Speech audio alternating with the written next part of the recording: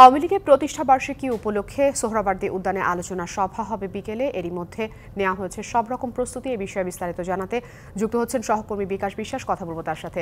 বিকাশ, সোহরাওয়ার্দী উদ্যানে আওয়ামী লীগ নেতাকর্মীরা আসতে শুরু করেছেন কিনা, সেই সাথে দলের ৭৫তম প্রতিষ্ঠা বার্ষিকী ঘিরে তাদের উচ্ছ্বাস কেমন দেখছেন, সাধারণ নেতাকর্মীরা কি বলছে? ১৯৪৯ সালের ২৩শে জুন পুরান ঢাকা রোজ গার্ডেনের যে দলটির যাত্রা শুরু হয়েছিল, সেই দলটি আজকে ৭৫তম প্রতিষ্ঠা বার্ষিকী পালন করছে।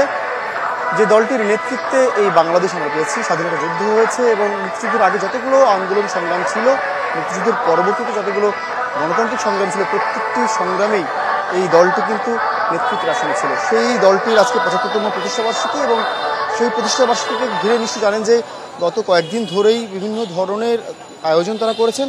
গত ২১শে জুন একটি র্যালি করেছে এবং আজকে এই সোহরাওয়ার্দী উদ্যানে, ঐতিহাসিক সোহরাওয়ার্দী উদ্যানে আলোচনা সভার আয়োজন করা হয়েছে এবং সেই আলোচনা সভাকে ঘিরে কিন্তু নেতাকর্মীরা এরই মধ্যে আসতে শুরু করেছেন। শুধুমাত্র কিন্তু রাজধানী নয়, রাজধানীর যে ওয়ার্ড থানাগুলো রয়েছে, এর পাশাপাশি আশপাশের যে জেলাগুলো রয়েছে এবং বিভিন্ন জেলা থেকেই কিন্তু নেতাকর্মীরা আসতে শুরু করেছেন এবং এই সোহরাওয়ার্দী উদ্যানের মাঠেও কিন্তু উদ্যানে তারা প্রবেশ করতেও কিন্তু শুরু করেছেন এই সমাবেশের স্থলে। এখনও কেন্দ্রীয় নেতারা এসে পৌঁছাননি। নিশ্চয় জানেন যে প্রধানমন্ত্রী এই সমাবেশ স্থলে আসবেন ৩:৩০টার সময় এবং তার আগে কেন্দ্রীয় নেতারা আসবেন, তারা বক্তব্য রাখবেন। পরে ৩:৩০টা আসার পরে আসলে প্রধানমন্ত্রী বক্তব্য রাখবেন। সেই প্রধানমন্ত্রীর আসার অপেক্ষাতেই কিন্তু এখন নেতাকর্মীরা রয়েছেন এবং বিভিন্ন জায়গা থেকে এরই মধ্যে আসা শুরু হয়েছে।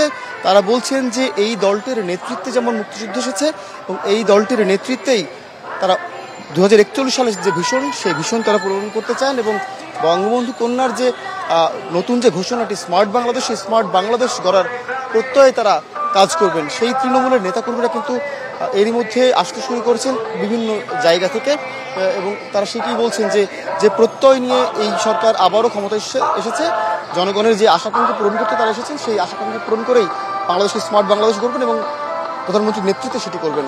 তো এখন আসলে প্রধানমন্ত্রীর আসার অপেক্ষাতে সবাই আছেন। নিশ্চয়ই পরবর্তী সংবাদে আমি কেন্দ্রীয় নেতারা যখন আসবেন তখন আরও বেশি তথ্য আপনাকে জানাতে পারবো। আফরিন। নিশ্চয়ই বিকাশ, আপনি সংবাদ সংগ্রহে থাকুন। পরবর্তীতে আমরা আবারও আপনার মাধ্যমে বিস্তারিত জেনে নেব।